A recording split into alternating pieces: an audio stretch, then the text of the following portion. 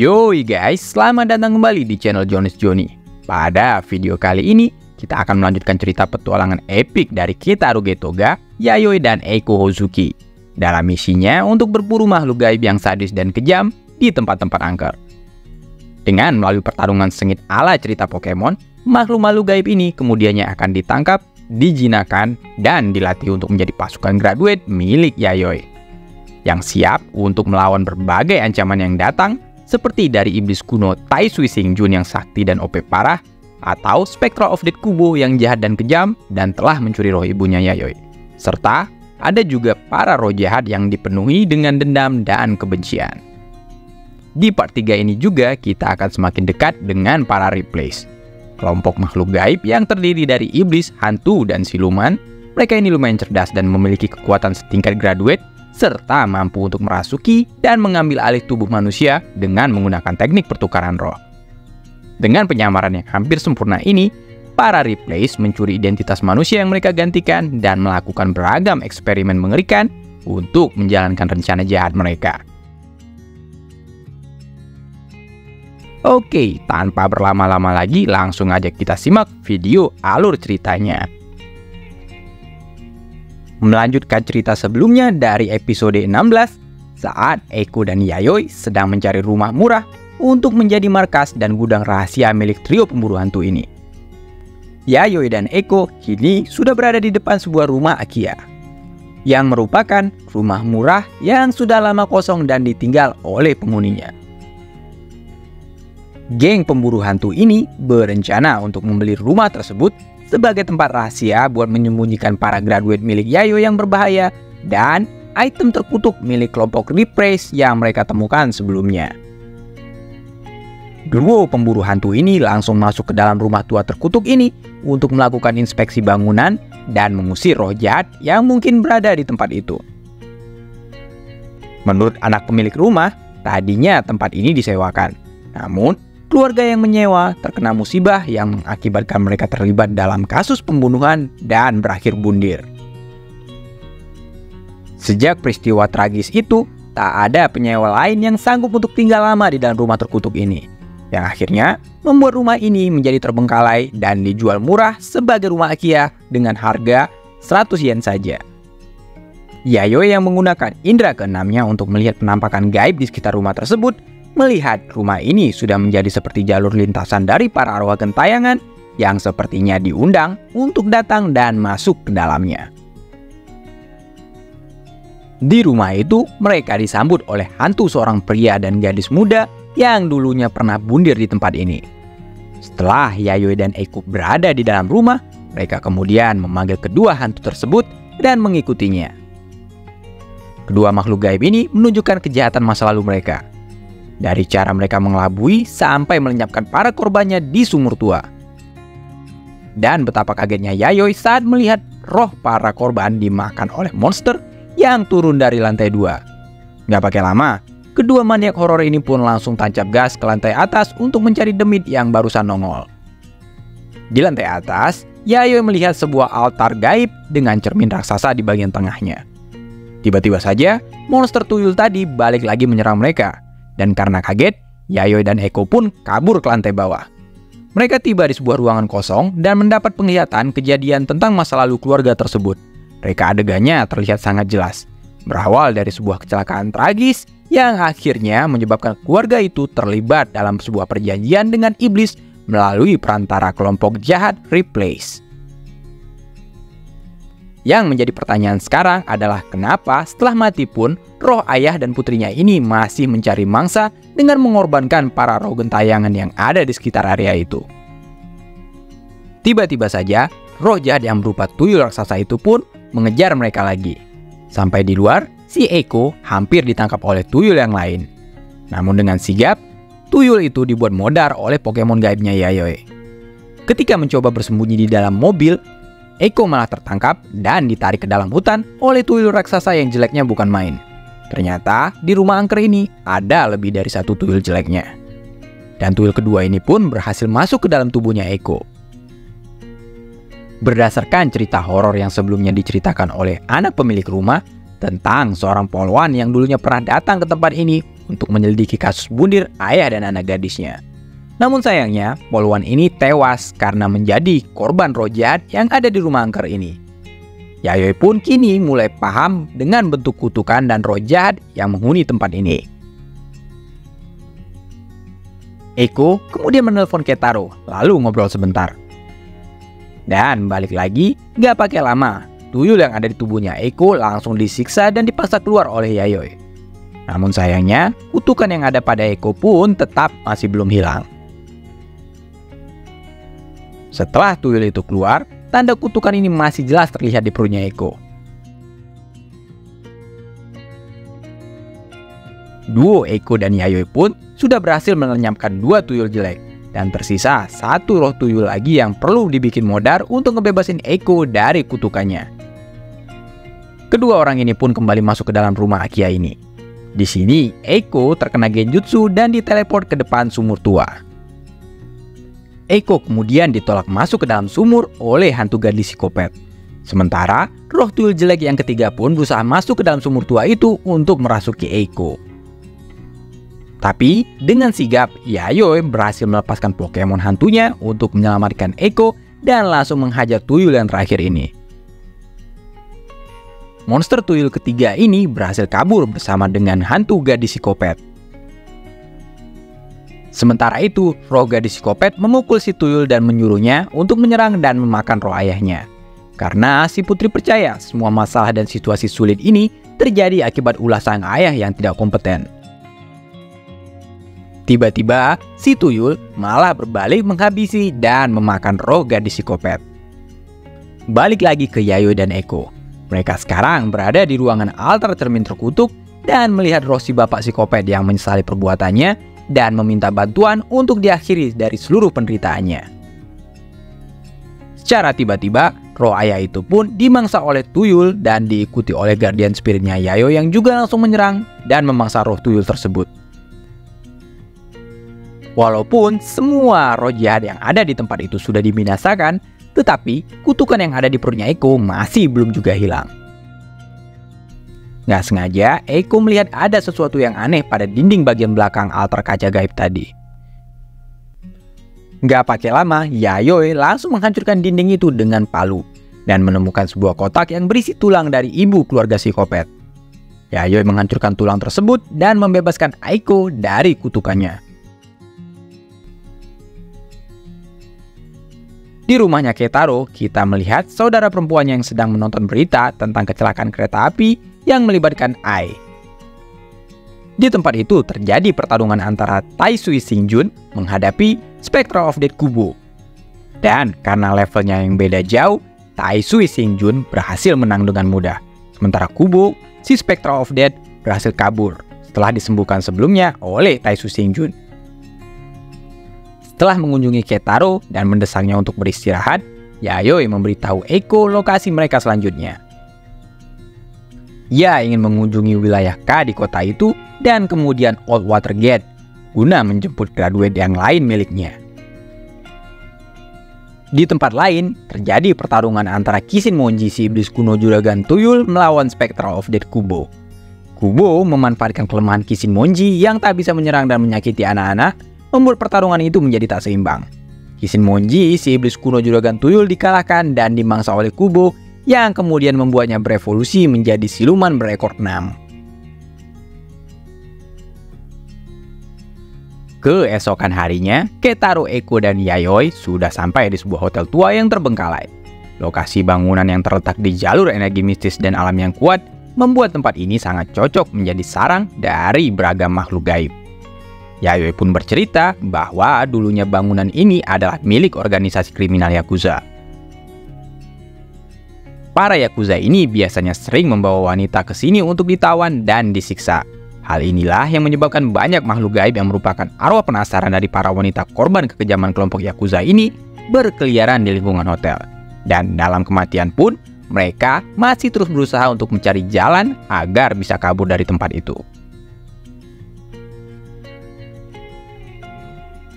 Terdapat sebuah ruangan rahasia di dalam hotel tua ini. Dan di tempat itulah tadinya Yayoi menyimpan salah satu graduate-nya yang paling jahat. Ruangan rahasia ini hanya bisa diakses dengan menggunakan trik khusus dan tadinya Yayoi aman-aman aja buat keluar masuk dari ruangan ini. Tetapi setelah graduate yang paling berbahaya Oiran disimpan di ruangan itu, Yayoi dibuat tak bisa masuk lagi ke tempat ini. Tiap kali Yayoi ingin mencoba kembali masuk ke ruangan tersebut, dia langsung diteleport keluar oleh Oiran menuju pintu masuk hotel. Oiran tidak mengizinkan sembarangan orang untuk bisa masuk ke ruangan rahasia ini, termasuk juga Yayoi yang sangat dibenci olehnya. Namun Yayoi berpendapat bahwa roh jahat Oiran ini sangat suka dengan laki-laki, tentu akan membiarkan Keitaro masuk ke ruangan rahasianya. Keitaro dan Eiko diberikan perlengkapan safety oleh Yayoi. Anehnya, saat masuk, Keitaro malah diteleport oleh Oiran ke alam gaib, jauh dari Eiko dan Yayoi yang masih berada di dunia nyata. Mereka menyadari Keitaro yang tiba-tiba menghilang. Eiko langsung menggunakan GPS-nya dan melacak posisi Keitaro. Karena panik, duo ini pun langsung mengikutinya dan menemukan ruangan rahasia. Sementara itu, Keitaro menjalankan rencana yang akan membantunya agar bisa sampai ke ruangan rahasia yang telah dikuasai oleh Oiran. Keitaro pun berhasil sampai di pintu depan ruangan rahasia tempat Oiran dikurung. Namun, ada arwah gentayangan yang menghentikannya. Ia menangkap Keitaro dan mereka berdua ini pun bertukaran tubuh untuk sesaat. Tapi dengan cepat Keitaro membebaskan dirinya dari serangan arwah gentayangan tersebut dan kembali ke tubuh aslinya. Masuk ke dalam ruangan rahasia milik Oiran, di tempat itu ia melihat Eiko yang terikat di tengah genangan air. Gak pakai lama, Keitaro langsung berusaha untuk membebaskannya. Dia pun berterima kasih kepada Keitaro dan mencoba untuk merayunya. Namun, tiba-tiba leher Keitaro tersayat, darah pun menetes ke genangan air, dan dia baru nyadar kalau wanita itu bukanlah Eiko. Itu adalah roh jahat graduate Oiran yang sedang menyamar sebagai Eiko. Dan dia ingin Keitaro membebaskannya dari penjara gaib buatan Yayoi. Keitaro pun terkena ilusi yang membuatnya melihat hal-hal yang mengerikan. Karena kesal, Keitaro berusaha memperkuat segel boneka graduate itu dengan menggunakan tali gaib buatan Yayoi. Masih di ruangan yang sama, namun beda alam, Eiko yang kini merasakan kehadiran Keitaro dan dengan sigap ia langsung membantunya mengalahkan Oiran serta menarik Keitaro keluar dari alam gaib tersebut. Yayoi yang melihat Keitaro berhasil menangkap roh graduate Oiran mengucapkan selamat kepadanya. Namun, masalah baru timbul saat di perjalanan, Eiko menceritakan kisah horor tentang seorang pria dan putranya yang terjebak di tengah hutan. Kisah ini melibatkan roh jahat yang kemudian merasuki anaknya, yang menyebabkan sang ayah ketakutan, mirip dengan kejadian ketika Keitaro yang dirasuki oleh roh jahat yang mencoba buat tukaran tubuh dengannya di hotel tua tadi. Ternyata, ada beberapa makhluk gaib yang memiliki kemampuan buat merasuki dan tukaran tubuh dengan manusia. Tubuh manusia ini bakalan dihuni oleh makhluk gaib, sementara tubuh makhluk gaib itu akan dihuni oleh roh manusia yang menjadi korbannya.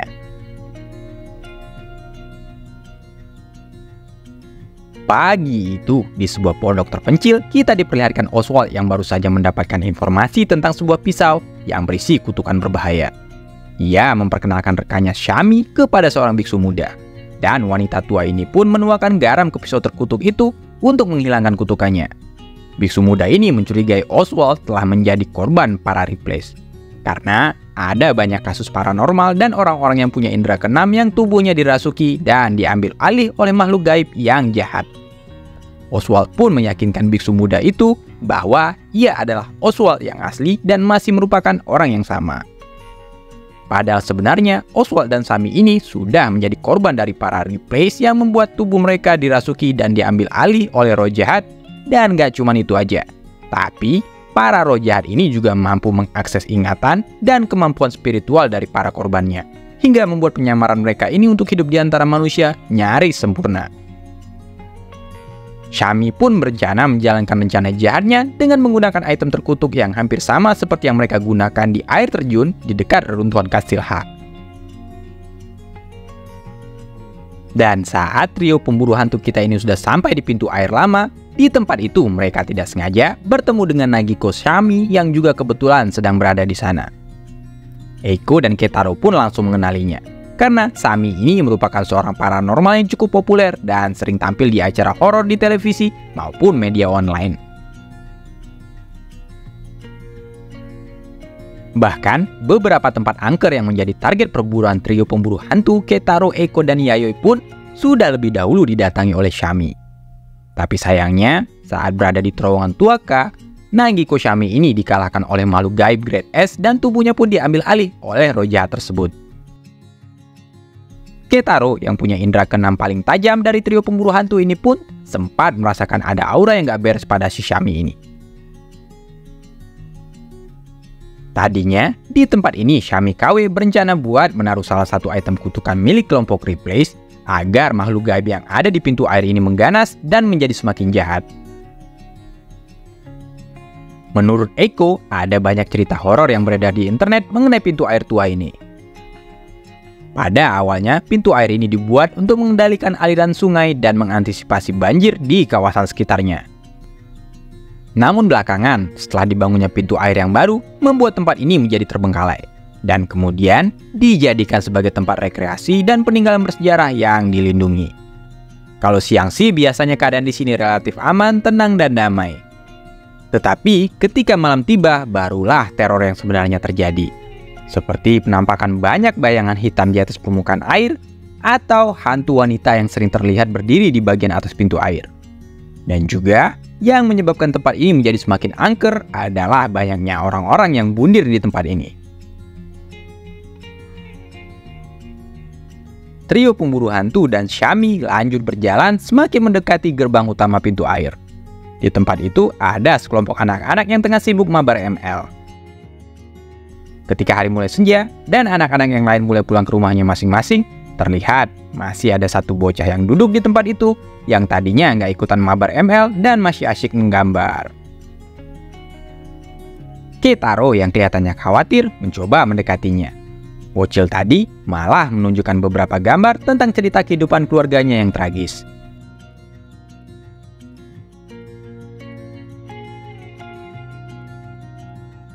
Karena curiga, Yayoi pun menggunakan indera keenamnya untuk melihat keadaan sekitar yang kini telah dipenuhi oleh lusinan arwah penasaran korban bundir di tempat itu. Sementara, tangan Keitaro pun bergerak dengan sendirinya dan membuat dia terus melihat semua lukisan milik si bocil itu. Hingga akhirnya, dia mengetahui ibu tiri dari anak ini berselingkuh dan kedua orang ini pun punya rencana jahat dan bekerja sama buat menyingkirkan ayah kandung si bocil. Tak berselang lama, si ibu tiri yang psikopat ini juga menyingkirkan selingkuhannya. Si bocil yang ketakutan melarikan diri ke area pintu air ini. Namun malangnya, dia pun tertangkap. Dan di tempat ini, dia pun dihabisi oleh ibu tirinya. Setelah melakukan semua kejahatan dan berpikir bisa lolos dari semua itu, si ibu tiri malah menjadi target utama balas dendam si bocil yang malang ini yang bangkit kembali sebagai roh jahat. Dan tak berhenti sampai di situ. Tapi arwah penasaran bocil ini menjadi roh jahat dengan grade S dan mulai mengincar siapapun yang menurutnya mirip dengan sosok ibu tirinya. Dan Shami KW lah yang menjadi korban pertamanya untuk hari ini.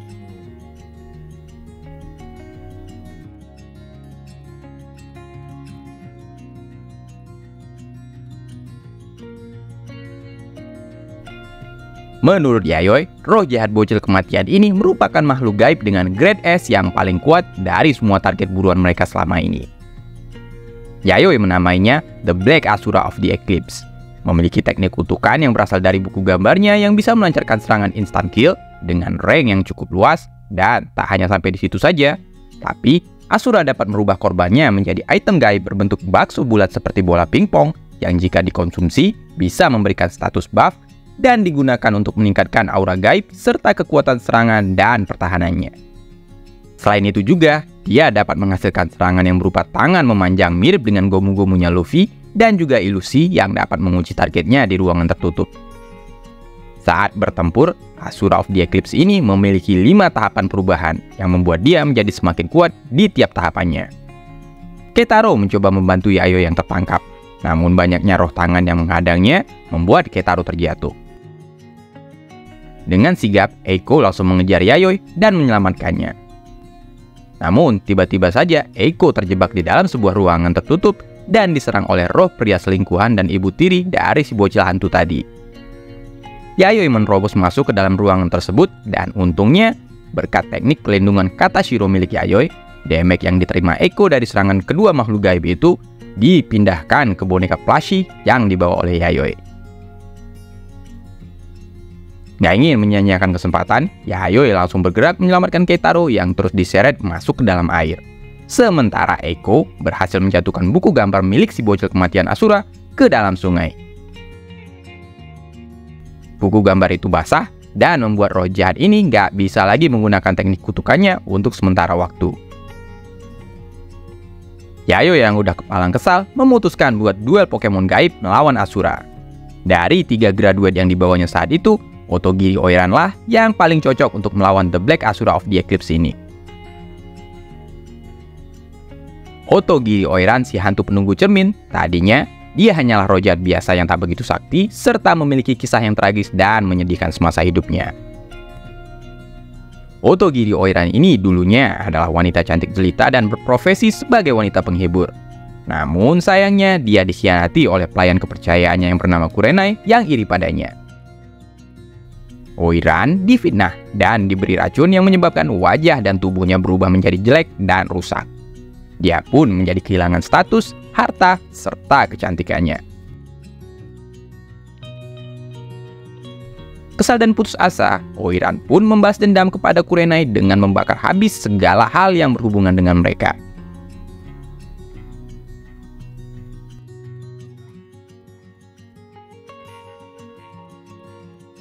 Oiran yang kini telah berevolusi menjadi Soul Sucking Otogiri dengan level graduate berkat bantuan Yayoi yang menggunakan teknik ruangan Kodokunya.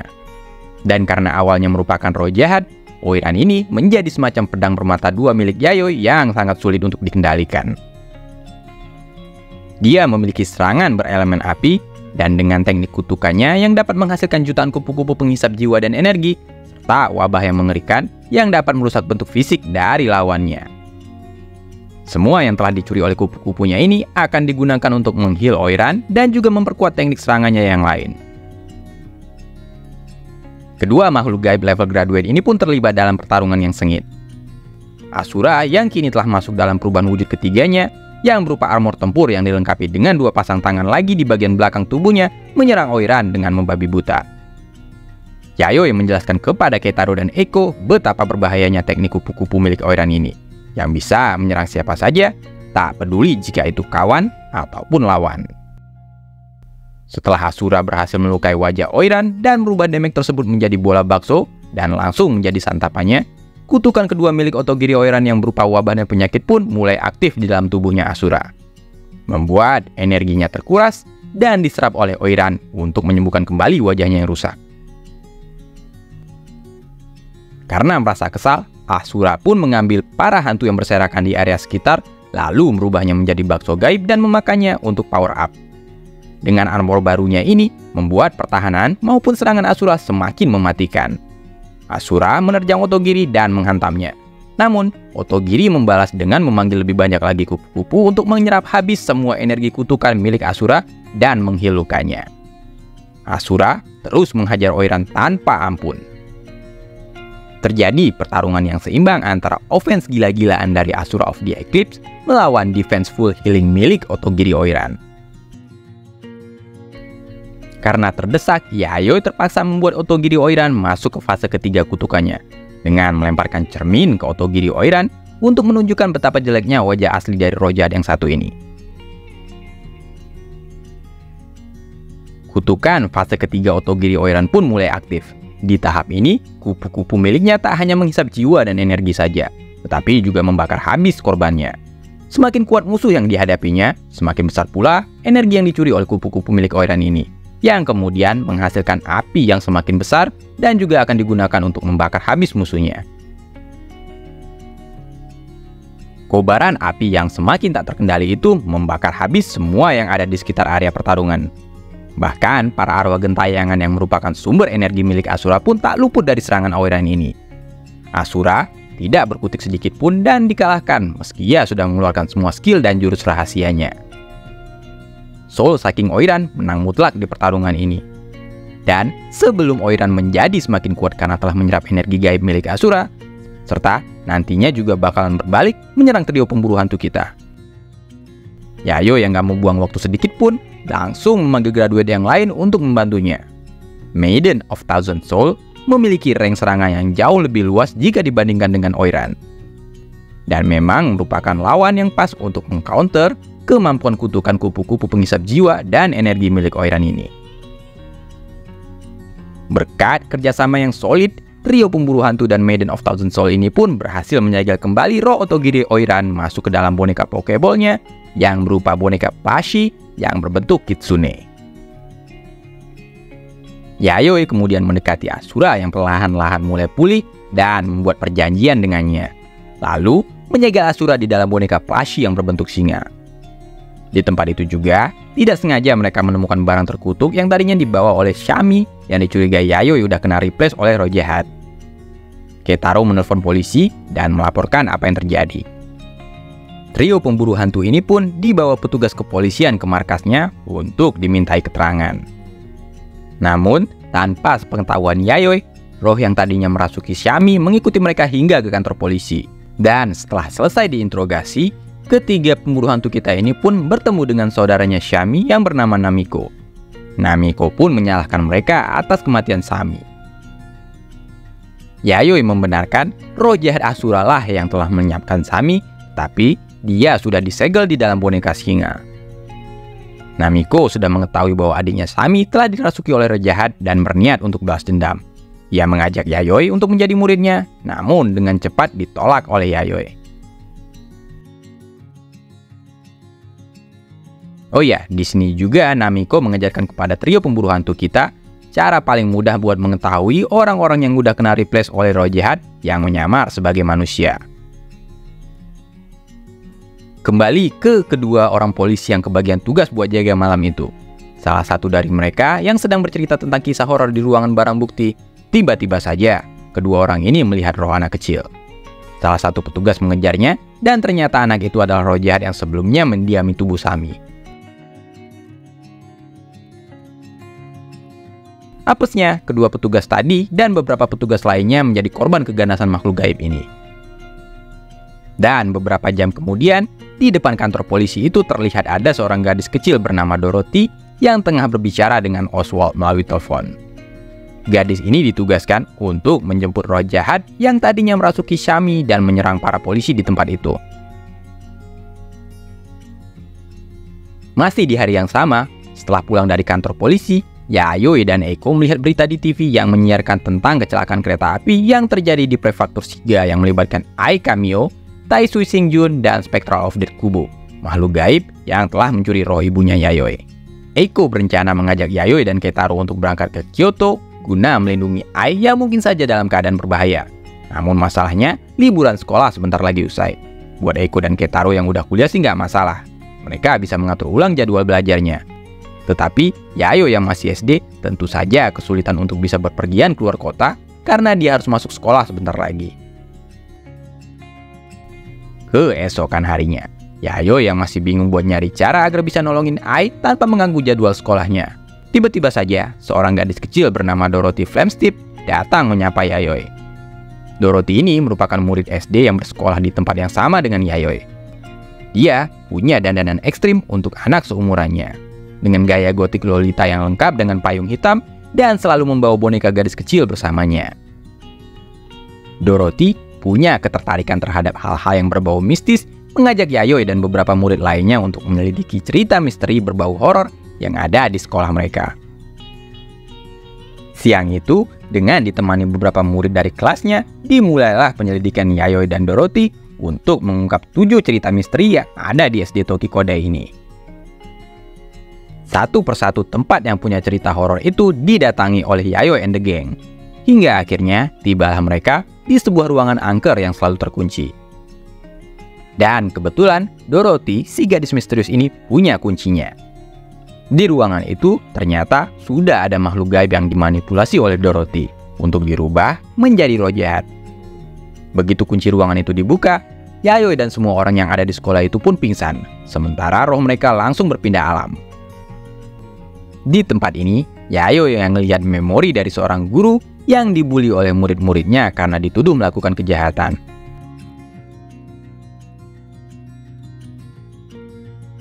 Padahal aslinya si guru tadi cuma menjadi korban fitnah kejam dari salah satu muridnya.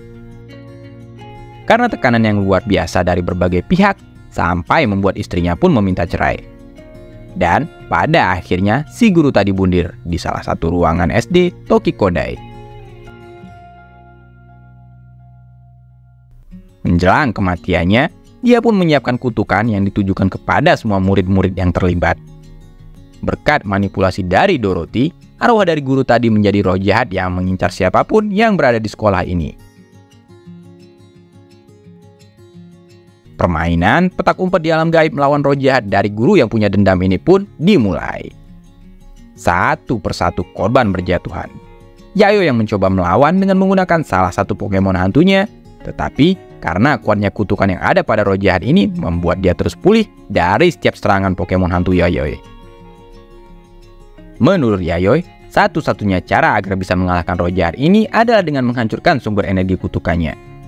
Sementara itu, terlihat Dorothy yang sangat menikmati kekacauan yang telah diciptakannya di SD Tokikodai ini.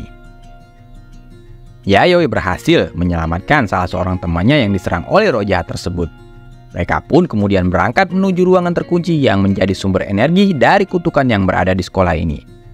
Di sepanjang perjalanan, mereka terus diserang oleh roh jahat dari arwah penasaran guru yang merupakan korban fitnah dari muridnya ini. Namun, berkat bantuan dari Pokemon hantu miliknya, Yayoi selalu berhasil menghindar. Setelah sampai ke ruangan tempat sumber kutukan itu berasal, di dalamnya terdapat banyak sekali foto dari para murid yang ikut dalam permainan petak umpet kali ini. Dan ternyata, syarat agar bisa memenangkan permainan ini adalah tiap peserta harus menemukan fotonya sendiri yang disimpan di dalam ruangan angker ini. Dengan begitu, mereka akan diteleport kembali ke dunia nyata. Yayoi dan salah seorang temannya berhasil kembali dari tempat itu dengan selamat. Sementara anak-anak dan para guru lainnya masih pingsan karena roh mereka masih terperangkap di alam gaib. Yayoi menuju ruangan angker yang tadinya terkunci dan langsung mengalahkan hantu dari guru SD ini. Karena udah banyak makan energi gaib, Pokemon hantu milik Yayoi pun berevolusi di tempat ini dan naik level menjadi graduate yang bernama Soul in Transition. Setelah itu, graduate ini balik lagi masuk ke dalam boneka plushie yang berfungsi mirip Pokeball. Sementara di luar sekolah terlihat polisi dan para medis yang terus berdatangan untuk memberi bantuan kepada para korban yang satu persatu mulai sadarkan diri. Dan karena peristiwa ini, kegiatan belajar mengajar di SD Tokikodai ini dihentikan untuk sementara waktu.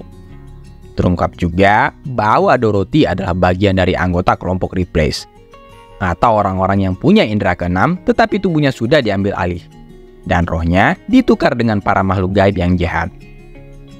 Dan khusus untuk Dorothy ini, makhluk gaib yang telah mengambil tubuhnya adalah suku Mogami yang merupakan siluman atau hantu yang mendiami benda mati seperti boneka, lukisan, topeng, alat musik, dan semacamnya.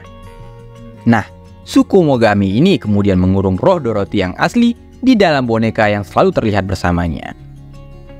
Yayo yang emang jenius pura-pura udah kena replace juga oleh makhluk gaib. Dan dia ingin bergabung dalam kelompok makhluk jahat ini. Tentu saja dengan tujuan buat mencari tahu segala informasi tentang kelompok rahasia ini serta Spectra of Death Kubo yang merupakan hasil eksperimen buatan mereka. Kemudian dalam perjalanan pulang dari rumah sakit bersama Eiko, Yayoi menghubungi Sami dan menjelaskan tentang kelompok Replace ini, serta meminta bantuan Sami untuk memburu kelompok Replace ini bersamanya. Hari itu, Yayoi, Eiko, dan Ketaro berencana untuk berangkat ke Kyoto mengunjungi Ai yang masih dirawat di rumah sakit. Tetapi sebelum berangkat, Eiko Siander Sableng naruh lusinan kamera tersembunyi di kamarnya Ketaro dan di dalam rumahnya, buat jaga-jaga kalau para Replace menyerang. Malam itu, Yayoi menjelaskan dengan detail rencananya untuk mengalahkan Taisu Shinjun kepada Eiko dan Ketaro. Dan pastinya ini nggak mudah, karena si iblis kuno yang sakti mandraguna ini juga dilindungi oleh 12 makhluk gaib pengawalnya. Namun dengan berbekal 7 graduate yang sekarang mereka miliki, geng pemburu hantu ini pun yakin bisa menang. Mereka pun bakal menggunakan kekuatan kutukan dari para graduate ini untuk melemahkan si iblis kuno. Namun, terlebih dahulu mereka harus mengunjungi 5 tempat penting dan angker di Kyoto, serta meletakkan masing-masing graduate di tempat itu. yang nantinya akan membentuk pentagram mistis yang digunakan untuk membuat satu kota Kyoto jadi terkena kutukan para graduate ini. Tetapi, ini pun gak bakalan mudah, karena mereka harus menaklukkan semua makhluk gaib yang mendiami kelima tempat angker ini terlebih dahulu, yang pastinya juga dihuni oleh makhluk gaib level tinggi. Kemudian, dengan menggunakan teknik serangan yang tak bisa di-heal milik Maiden of Thousand Soul, Yayoi berencana untuk membuat simbol kutukan pada tubuh Taisu Xingjun. Nah, berkat simbol pada tubuhnya inilah, si iblis kuno Taisu Xingjun akan dibuat lemah, serta menerima damage dari semua kutukan yang telah diletakkan Yayoi di seluruh kota Kyoto. Sementara itu di rumah sakit Kyoto, Ai yang tengah tertidur mengalami mimpi buruk tentang ramalan masa depannya menjadi pengantin dari iblis kuno Taisu Xingjun.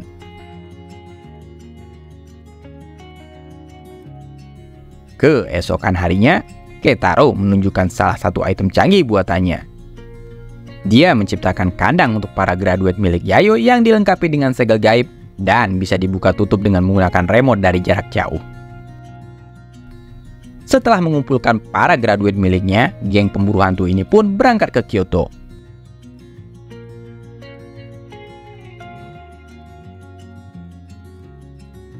Sementara itu di tempat lain, para Replace juga bersiap-siap untuk menjalankan rencana jahat mereka.